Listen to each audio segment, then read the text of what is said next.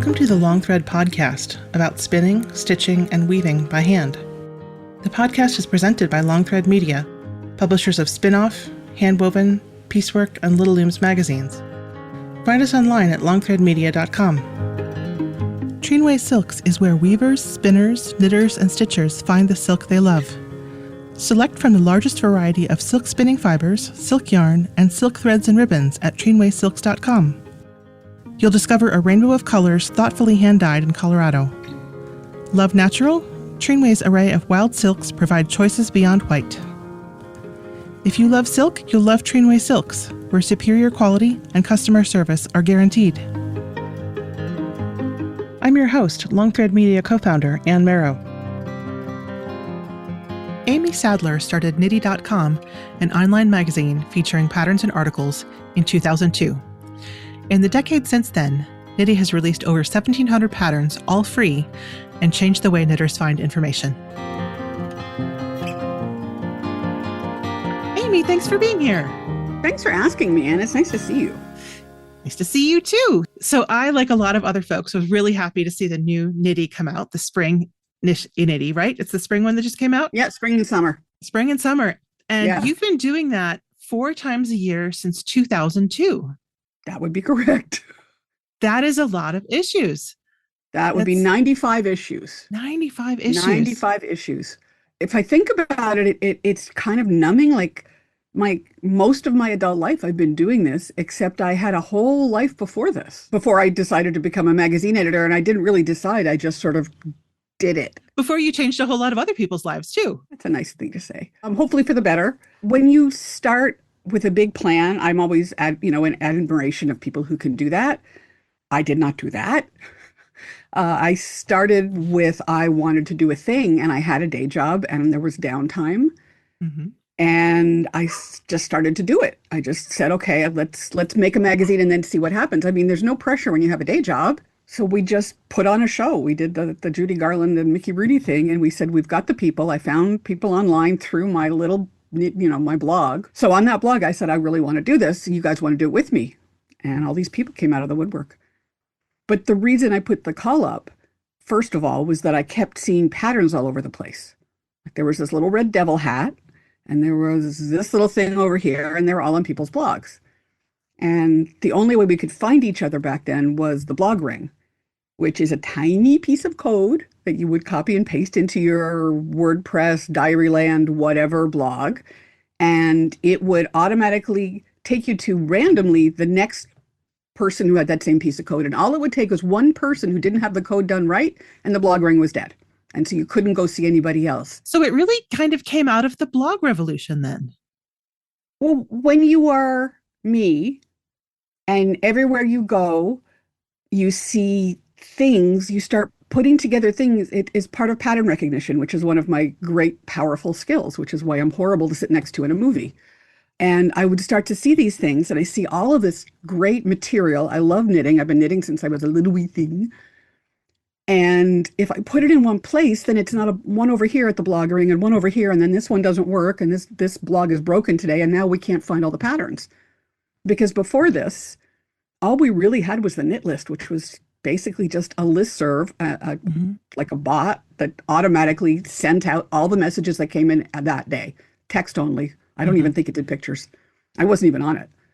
And so I decided I was going to do this, and let's just see what happened. And if you look at the patterns, they were everything that came in the first issue. We took everything because that's what there was, and we were grateful for it.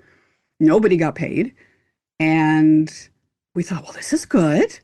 And back then, now this is 2002. And if you were born around then or just before, you may not know that by the time you paid attention to the internet, it wasn't so nice. In 2002, in the knitting world, it was a very kumbaya, nice, wonderful, everybody loves everybody place. If you gave something to the people, you gave them a free pattern, like the beautiful little devil red hat with the little horns and the little tie under the chin. It was so cute. Everybody loved it. So this was part of that. This was like, here is all of these kind of patterns, and now they look good. We've had them tech edited, so they should work, and they're all in one place so you can find them. And people went nuts. Like, it was great. Mm-hmm. But you only get that kind of adoration once in a universe, and that was my universe. And then 3 months later, that job that I loved, they laid me and my whole department off.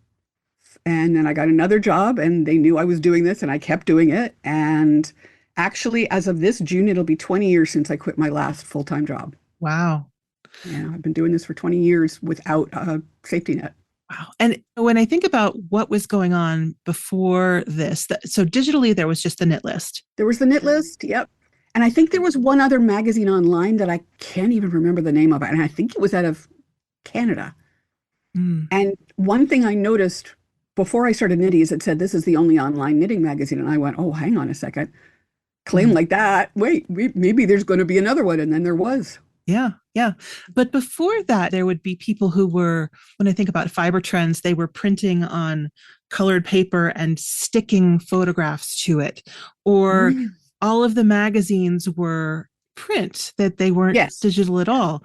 So being able to look at things online, get things for free, communicate with other knitters. This was just a whole revolution going on at the time.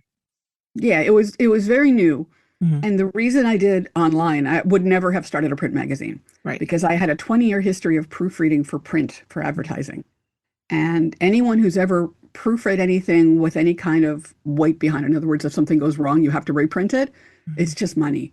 And the logistics of doing all of that made my head spin. But I had a husband at the time who was a coder. And I learned to code earlier than that, but he could do the high-end PHP and JavaScript and all that stuff. So I had everything I needed there, and I had the spare time and the desire, and I didn't have to worry about paper and mailing, distribution and subscription lists and all of that. It was literally just an online resource. And if there was a typo, I could go in and correct it and nobody would need to know. That is dangerous, though, because you can find yourself fiddling constantly. I could, but I don't. Usually I fiddle before it goes. There is a problem. You cannot proofread your own work. I do my best. I am the only full-time employee of the magazine. No one else proofreads it. So if there's something wrong, I mean, the editors do their best, but it's my job as I code each pattern and article into the site to catch everything, smooth the language, make it look good. And hopefully I catch things, and I always miss stuff. And the nicest thing is that I have readers who will write me and say, fix that, and then I go fix it. Yeah. Kind of them. So the first one came out, and what was the reception? What happened? People were really, really excited. They're like, this is amazing and it's free. And how can it be free? And oh my God. I mean, there was nothing like it at all. Right. Ravelry didn't come out till 3 years later. And even if you look at us side by side, we're not the same thing. If you think about it, actually, when I was explaining how Knitty started the other day to someone, I realized it's kind of the same idea as Ravelry, which is to collect resources and put them in one place, except that we have this additional level of curation. So we get in things from people of all levels of experience. And now 23 going on 24 years later, everybody gets paid, and they have been for a long time, an increasing amount as the years have gone on. And there's one place to look. And then Ravelry is, I think for me, my favorite part about Ravelry is looking at everybody's versions of a project so I can see how it might look on my body. What about this yarn? I love that. We could never even come close to doing that. And how that was coded is so over my head. Oh, I know. Amazing. I know. It's an amazing resource. Cassidy's amazing. So not only did the readers come, but the designers started to come, right? That was the best thing, because at the beginning it was like friends and people I knew through the blog ring and a couple people I knew in person. Kate, who's on the cover of the very first issue, was pretty much the only real employee. She was tech editing. And I don't know how she tech edited when she taught herself to knit. And actually, when we sat down to meet, because we were in the same town, I was the first person she ever saw knit in person. Ever. Wow. Because she had taught herself in a vacuum with books. There was no YouTube either. So we put that up, and then people saw what it could be, and all of a sudden things started to come in, and they were of varying degrees of quality. Writing patterns is a really difficult skill. And if you hadn't been doing it with the guidance of the print magazine tech editors and all the other resources we had over the years till 2002, you kind of had to figure it out for yourself. So I took a look at the call for submissions for my favorite magazines. Interweave Knits was my favorite at the time. And I looked at that, and then I looked at a few others, and I tried to put together my own version that made sense for an online magazine. And that hopefully was helpful to people when they submitted. But the whole point of Knitty was to get in people who had never been published before. So if you're not in Oregon and you don't have this huge library of work, but you just designed this amazing thing, we want to publish it. Mm-hmm. I was just talking to Gudrun Johnston recently, who had her first pattern in Knitty. Yep. Cookie A, I think, had her first pattern in Knitty and just launched a whole career through that. Not only that, Cookie A came in with a pattern. We tweaked the photographs. We went back and forth, and I got to be the editor and sort of curate a little bit and say, can you do something a little bit wild? And then she comes out in her wedding dress with the sock on a mannequin leg and stands on the edge of a river. That is Cookie A's genius. But what that did is it started, if you ask me, the sock revolution that started to happen, that helped companies that only dye sock yarn have a place to sell sock yarn, because I kept getting submissions from people who would come up with another new way to design a sock, construct a sock. How? After all of these decades of people knitting socks, are there still new ways? And there still are. We just had another one we published. Mm-hmm. I love that. So some people will come and design one brilliant thing. And then someone like Ysolda Teague comes out of nowhere and sees, oh yeah, there's a place. Maybe I'll send it there. So she sends it into Knitty, not knowing at that point that we had some sort of reputation. And holy cow. Mm-hmm. And Ysolda was arguably the first super successful independent pattern designer of this modern era. Mm-hmm. And I'm thrilled that we got to publish her first pattern and quite a few others. And when I think about the techniques that have come out of Knitty, I mean, a lot of them are sort of sock related, but Judy's magic cast on is just a staple. Jeny's supposedly stretchy bind off is in use everywhere. It is. And what do you think has made Knitty the kind of place where people come with that kind of innovation? Things have ebbed and flowed over the years so that it's hard to know. I mean, where Knitty stood in the online hierarchy of what was available to look at from 2002 to say 2010 is a lot more prominent than where we are now. Mm-hmm. If you were online and you were a knitter in say 2002 to 2012, first 10 years, you probably knew who we were. In this last 10 years, not so much. So back then, especially for things like these new designs, these new designers, there was a place to go, and it was us. Mm-hmm. New knitting magazines came and went, and you know, say it's 2005 and you come up with something and you're looking, maybe the magazine you saw last month isn't there anymore. Mm-hmm. Or maybe you want to send it to someone who has been publishing for a while. And then the more of those came in, the more people felt comfortable sending in their stuff. Because I'm sure at first they thought, well, what if I'm going to steal their patterns? Right. And after several issues, they realized this is legit and she's not messing with us, and this is a good place to get seen. It is a good place to get seen. And yet there's also the fact that Knitty has always been free for users. And so if you publish something in Knitty, you know that people will always be able to go to Knitty and find that. And so there's this openness to sharing ideas and this philosophy that if I put something good out there, then it will, you know, I may not get a huge, you know, I might not get a big check up front. I mean, I know that you pay for designs, but it might not be $1,000 up front or something like that. And it will be persistent, but there's this sort of connection with the reader, I think, that is like lower barriers, I think, than a lot of other publications. At the beginning, it was free because everything was free. We were working for free. There was no way I was charging when I wouldn't have been able to make enough money to pay anybody else. Right. And the only reason I was able to start paying people was, I think, the second year or so, a little onwards after that, where people kept insisting, we are a knitting company, we have yarn, we have bags, we have products, we would like to put an ad on your page. And I thought, well, if I do that, then I'll pay people. Mm-hmm. And that's great. And it was something like $25 for a pattern. But every time I do this, I always think of all the sides. So now I'm the designer. They're paying me $25. Is that okay? Well, she's not making anything. She's still got a day job. This is all she's got. And this was the key, I get to keep my copyright. So all the designers have always owned their own patterns. And we ask for a 3-month period where they don't put it anywhere else. And after that, they can sell it. And some people have taken it and added features and sold the pattern. Some people have put their patterns in books. I did everything I knew how to make it inviting to come. We provide the tech editing. You don't have to pay for that. We don't do test editing. Tech editing with skilled tech editors we think is sufficient. Yeah, us too. It's a different model, though. And if people don't know this, that maybe they should, that the way we publish is very different than every other print magazine and possibly some other online magazines as well. in that the only way we can accept a submission is if it is a completely written, finished pattern. If it's a garment, it needs to be sized to our size range, which is extra small to 5X. And all the documents need to be there. It doesn't need to be proofread perfect. The numbers need to work. It needs to be 95% functional. You also need to photograph it. Now, hang on a second. That is a huge amount of work for maybe not getting published. And I'm absolutely aware of that. And when we started, it wasn't 5X, it was 3X, I think, is what we bumped it to. But I'm aware that it's that. But the good news about doing that kind of work is, first of all, as an editor, I can look at it. Tech editor Kate can look at it and say, this is good enough to publish. It looks like it's there. We feel confident this is going ahead. Mm-hmm.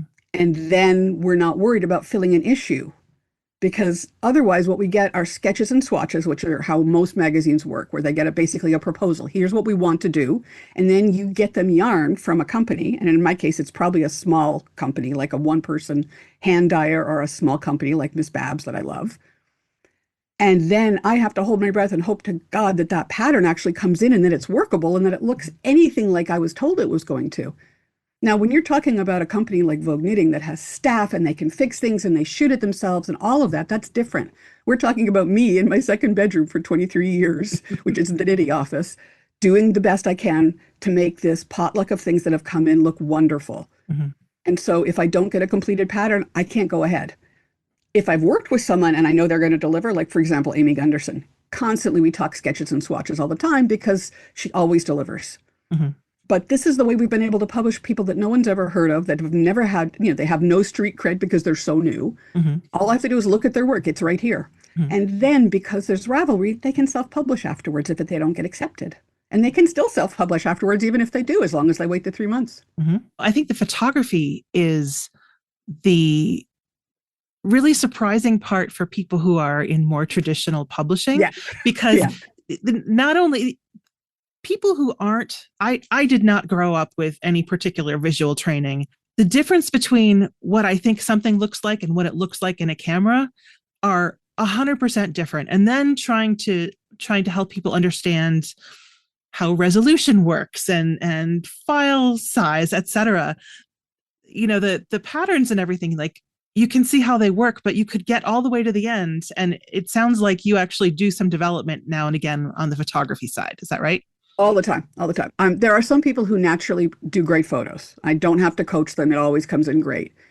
We get a lot of Sears catalog photos, mm-hmm. Standing kind of stiffly with your hands near your hips against a wall. Mm-hmm. And that is because that's what we've been trained is sort of how we should stand. So when someone doesn't do that, it's a joy.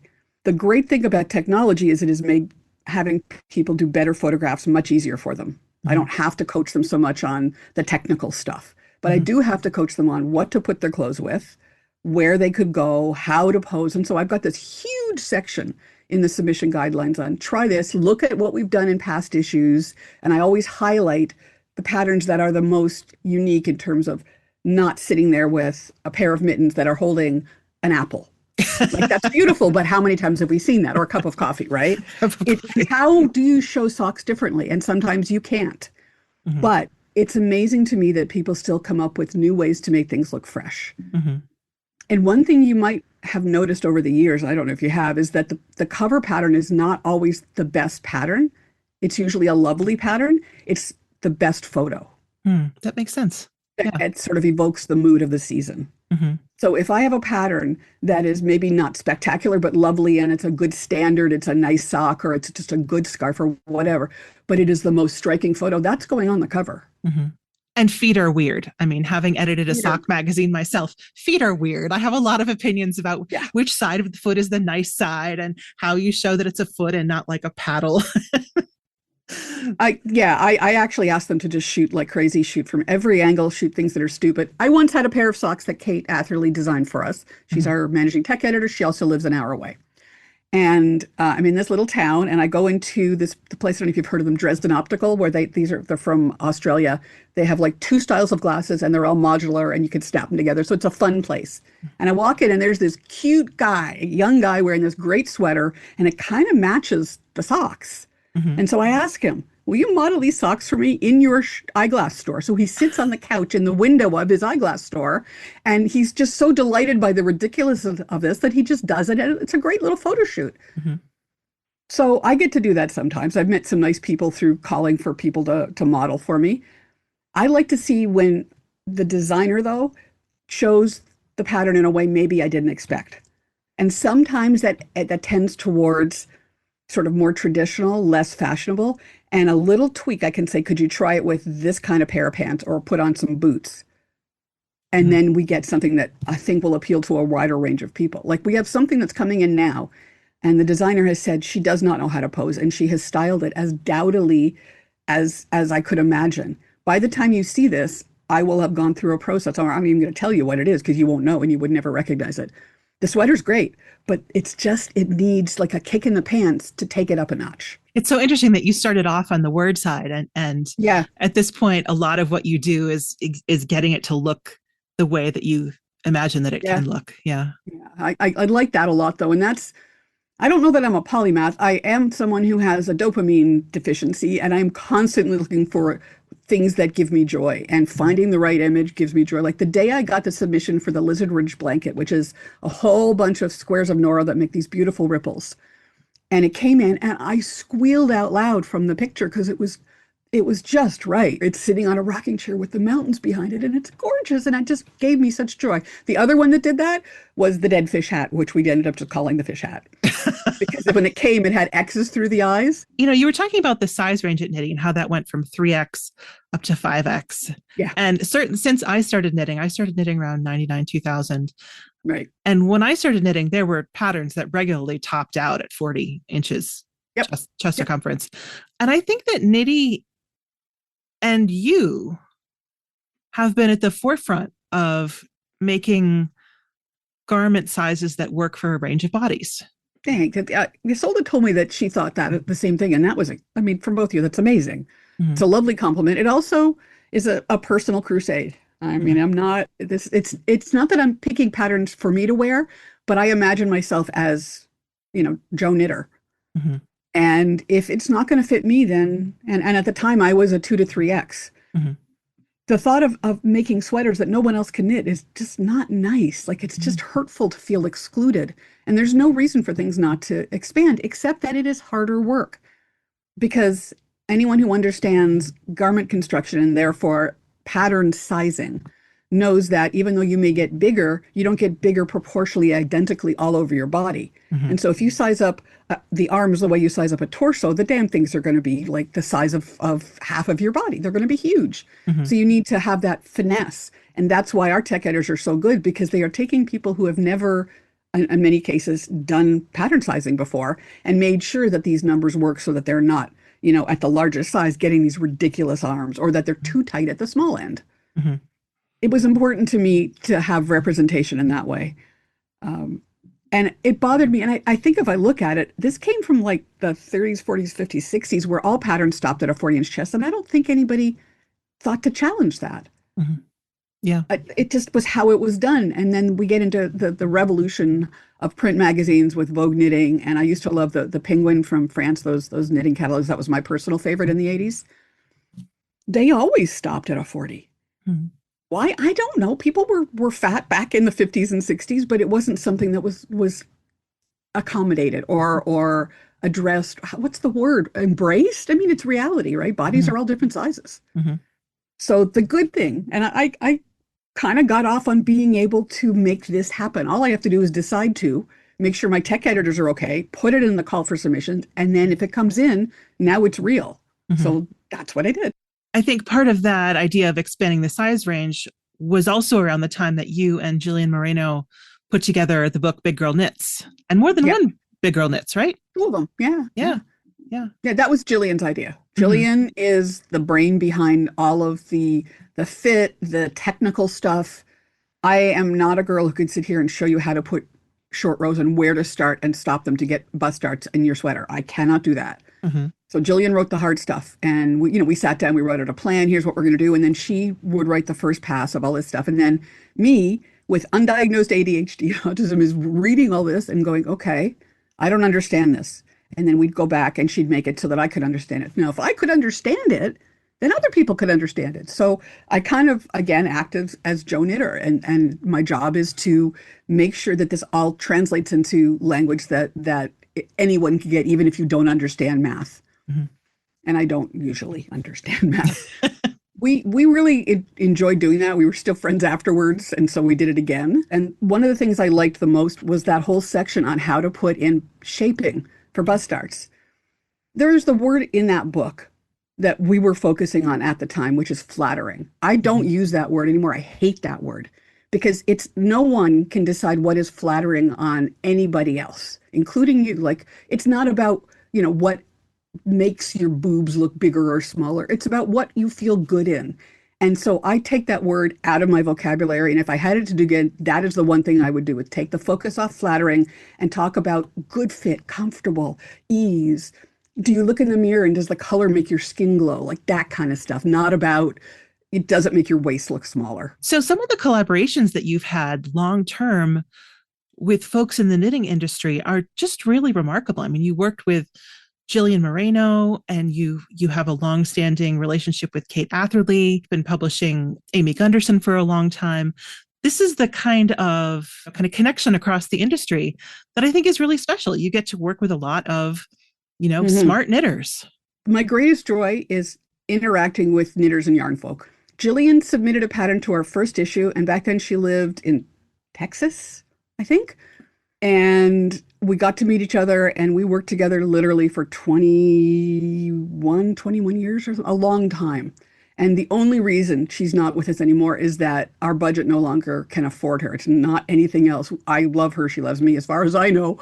And she was a very good foil to my impulsiveness. She would always be, wait, make a list, do a plan, don't announce a new feature till it's almost ready to go.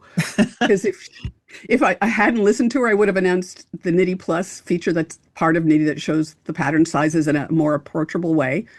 I would have announced it 10 years earlier than it was ready, which is ridiculous. So thank you again, Jillian, for stopping me.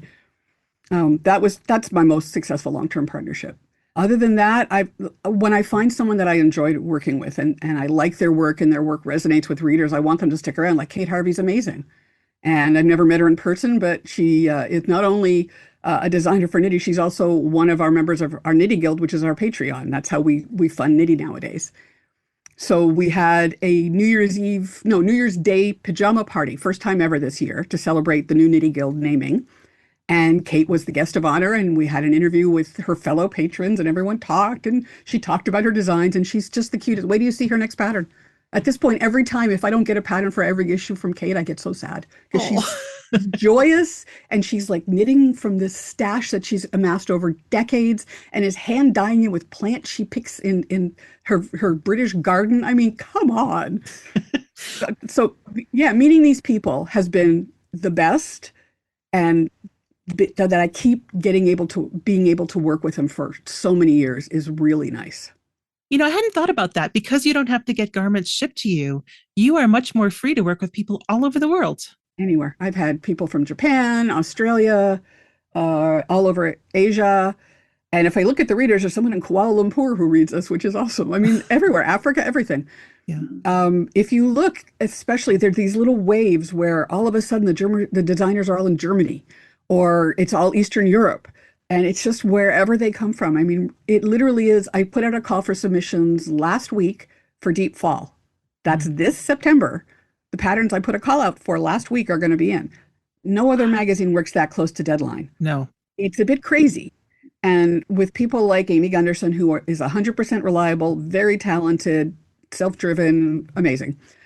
We will talk in advance about the themes for the year, and she will work on her own pace, and they always come in. Mm-hmm.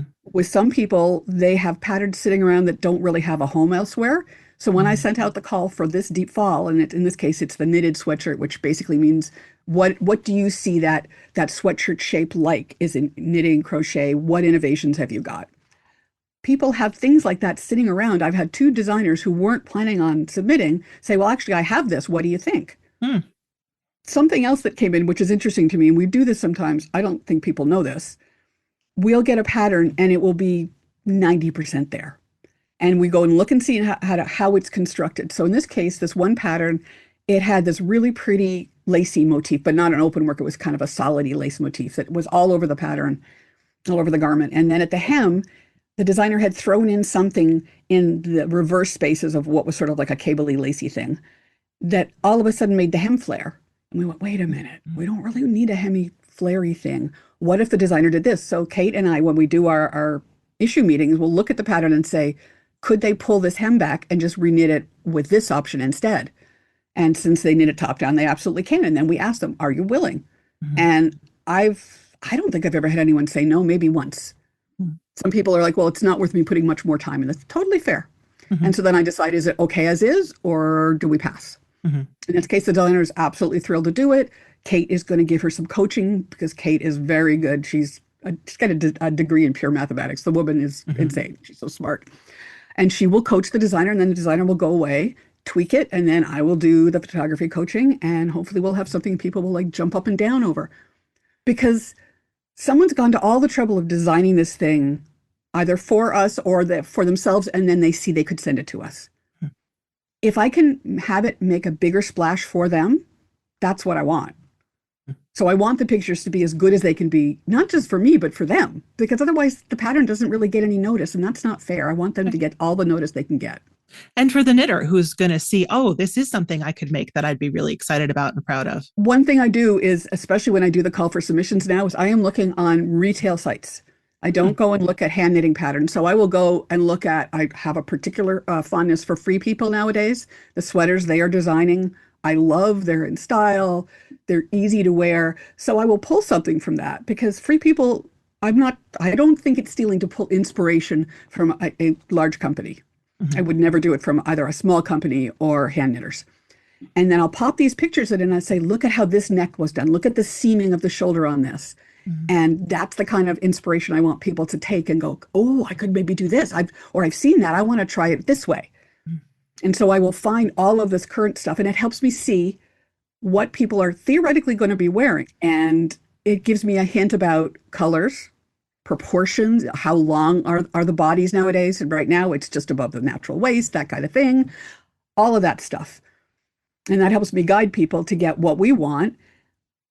But if I look at what I just said to you now and the way I thought about this back then, when I started Knitty, it was, what are you knitting for yourself that you can't wait to wear? That was the basic premise, what I was starting to put out calls for submissions. Like all of a sudden, everything is short and fitted and skin tight. And then we go from skinny jeans to huge wide legs, which I love, that are cropped and all this stuff. And so if that's happening in fashion, you probably want something like that. And so you're going to make something like that for yourself. So automatically, whether you mean to or not, we're kind of following a gentle fashion trend that is in some way represented in the stores and in media, and is hopefully what you as a knitter want to wear for yourself. And then if you want it, I hope other people do. I have a sweater that I made following the pattern Eileen. Yeah. Which must have been 15 years ago. Oh, yeah, at least. At least. I still get compliments on it that the color has changed. If you turn it inside out, it's like blue-green on the inside and light green on the outside because I've worn it so much. And people always give me compliments. It's just a classic. Yeah. And so a lot of the things we put in, we try to hope for classic. But I mean, if you're putting in something that is sort of low hip length, that was super big for a while, and now it doesn't look so modern. That can be updated. You can take that sweater, pull the bottom off, and put on a new hem at whatever location you want. But I'm still always going to look for things that are less trendy. So you want a feeling that fits in with currentness, but you don't want to be the same as everybody else. And I think maybe that's why we're hand knitters anyway, because we can make the thing the way we want it.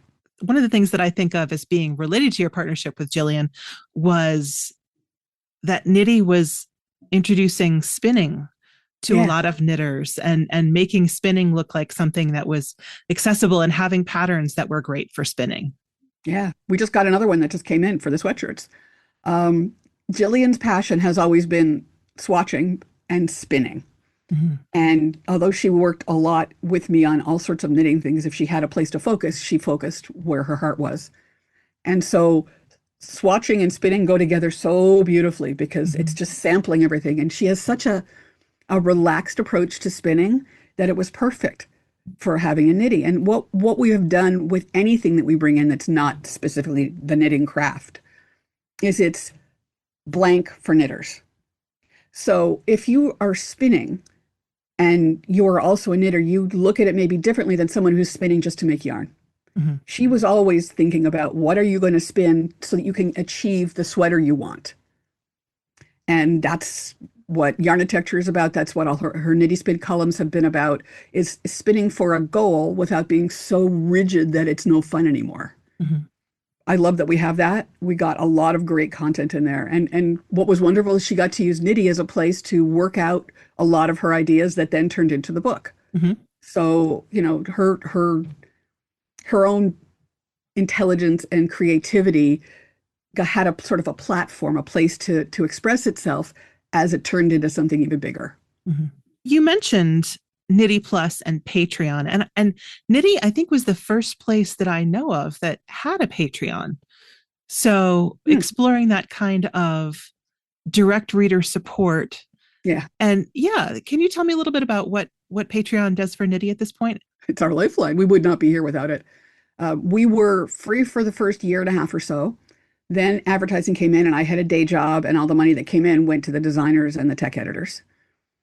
And then by 2006, we were making enough in advertising that I quit the day job.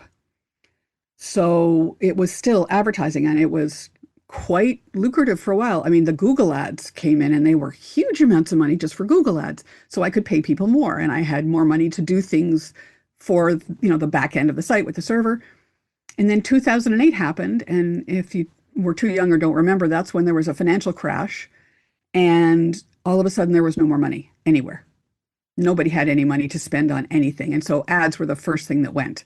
And we had always focused on yarn related ads. So knitting stuff, crochet stuff, tools, fiber, manufacturers, all of that stuff, the yarn manufacturers and yarn dyers. Now we don't have that. And it was getting to the point where just hanging on was getting really difficult.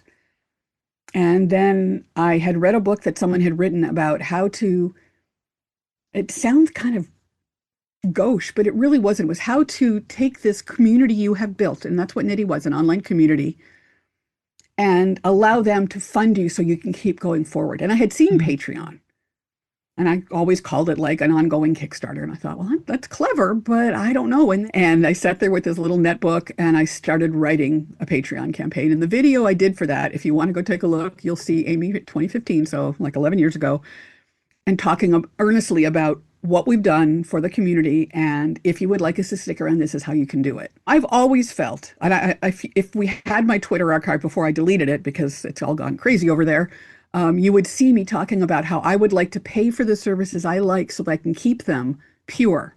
Like I would have paid for Twitter to stay independent because I loved it that much. The interaction with the knitters was amazing there. And so I've always believed in supporting the things you care about. So it all aligned with my beliefs. But it's hard when you have an online magazine and you can't give somebody free art lessons like some of the artists do, or free stickers, like the mailing out stuff is crazy. And I was just trying to think about what rewards to give them. And over the years, I have honed it and tweaked it based on what I think pleases people. But mostly what I'm finding is the people at our Patreon, which is called Knitty Guild, the guild members want Knitty to keep going.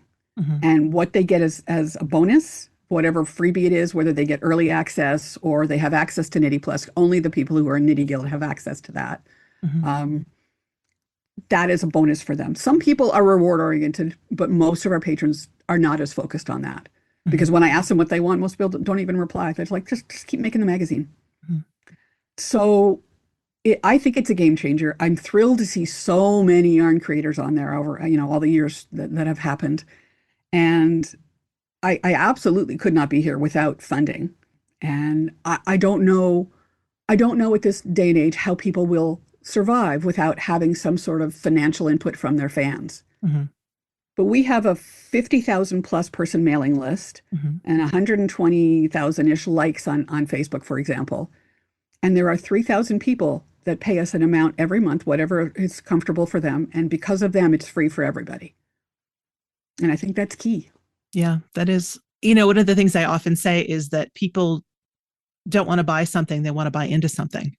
And it seems like that's That's good. People want Yeah. to buy into Knitty, you know. They want to be part of it. And I learned early on from Stephanie Pearl McPhee, the yarn harlot, that sharing things about you personally, when you are to some degree part of the product, she is 100% the product. For me, I'm part of the product because I'm the one that makes the magazine, but it's not so much Amy as it is Knitty. Still talking about my neurodivergence, my struggles with being so overweight that my body is uncomfortable, getting a dog, pandemic fear, sharing all of that with the people that are on the Knitty Guild has been amazing. And I find people really resonate because they don't feel alone. Like I wrote an editorial about the way we specifically, the way I format patterns as I read them. Like when I'm going through and reading a pattern that has been tech edited so that it functionally works and we have a style and it fits in the style, I'm still going to think about what it's like for someone like me whose eyes dart all over the page because that's how my brain works. How can I make it easier for them?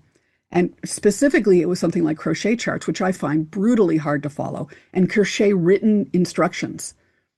Although I can read knitted instructions and they usually end up getting memorized and stuck in my head, for crochet, to me, it looks like gibberish, even though I know what it means. Mm-hmm. And so we've been trying to figure out how to make that easier for more people to understand. It's the one thing that I'm glad to sort of be every knitter or every crocheter because I want to help people get at this. There shouldn't be a barrier to entry. You shouldn't have to have trouble reading a pattern. So our latest columnist is Julia Medill, who is a pro in both crochet and knitting. And she writes a column on how to get into crochet as a knitter, which is a very specific thing. When you are brand new to anything, you just learn it. When you already know knitting and then you look at a crochet pattern, you have automatic assumptions that you make based on your understanding of patterns, but it's a knitter's understanding.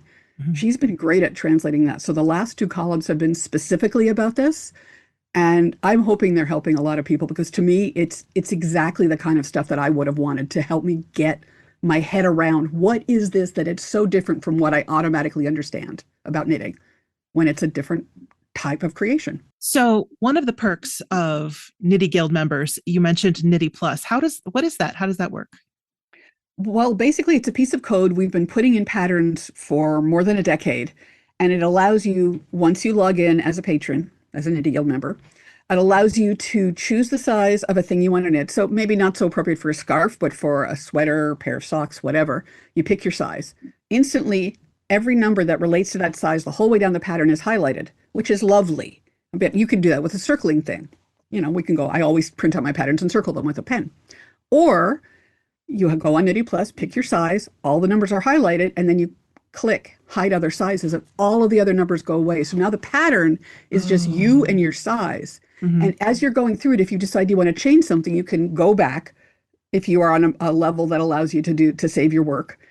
Click it and you can choose a different number. So say you're doing the body shorter, but the same width. So you would change the number of rows. You can go in and edit that and save it.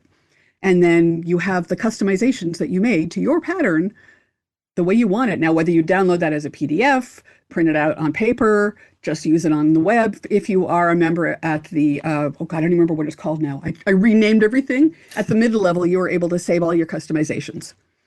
And in my head, it's Piquant, but I think it's called DK now. It's been so long.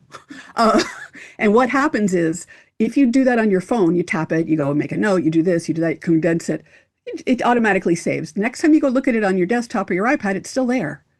And so it's always saved for you as long as you're just logged in. So it's an extra little thing for Knitty patterns we could give to people. Mm-hmm. And for people who start things and then get distracted and then eventually come back to them and can't remember where they left their printed pattern or... Yep. There was, I'm not sure if it's actually active yet. The other thing we wanted was a highlight bar that stays in position so you know where you left off. And it would stay logged in like it would always be in the place. I have to check to see where we stand with that. The challenge with Knitty itself is that I am the only full-time employee. Mm-hmm. It's the only way we can keep this going. You know, as we're speaking, what I notice is just this incredible willingness to roll with it and say, I wonder what would happen if we did this, or wouldn't knitters love it if we did that? And just that willingness to try something different and ambitious from the very beginning through adding new features. Well, at the beginning, it was like zero risk. I had a day job, and then I didn't have a day job, and then I had a day job again. And everything we did at the beginning was like, let's see what we can do and not get yelled at, because I was terrified of flack coming back at me. And then as time went on, we started to try things. And if it didn't work, we just changed it. Like for a long time, we had these really cool things we called yarn roundtables at my favorite yarn store, which is no longer with us, the Purple Pearl in Toronto. And I would go and I would get yarn from all the different companies, some indie dyers, some places like Barocco, and we would have people sitting down and they'd knit a little bit and chat with their friends and have a beverage and a nibble. And then at the end of the thing, we'd switch tables and they would rate what they thought of that. And then I'd take it home and tally it. It's a huge amount of work. It's a lot of work. So I did it for a couple of years. It's all still in the archives, but it's not something that was sustainable long term. But I loved the idea of it. Mm-hmm. I'm always looking for new ideas. I mean, I want to start running film nights where we all go with the lights half up and have people come out and craft that way, because I'm now in Hamilton, Ontario, which is a very gritty, formerly 100% steel town, but it has a huge art scene and lots of great yarn shops. And I think it's a great place. We also have a couple of colleges. All that kind of stuff feeds into a great thing for that. It's just how much of me is there. Mm-hmm. Yeah. I don't know if I can ask you this, but do you have a particular issue or pattern that really, when you think about it, just still makes your heart sing? Well, I mean, I can't say enough wonderful things about the clapotee, because if it wasn't for that, we wouldn't have gotten to where we got to, which was right in front of everybody's face. Mm-hmm. It turned out to be the exact right pattern, interpreted by my friend Carrie, who wrote a blog post about it that everybody saw and went, oh, because there was no Ravelry, so no one knew what it might look like in a different yarn. And she did it in something totally different. And then everyone was knitting it instead of the Lorna's laces. Everyone was knitting it in Noro. And then other people went, wait, if it looks good in Noro, what about sock yarn? What about bulky yarn? And then it went crazy. So I will always be forever grateful for that.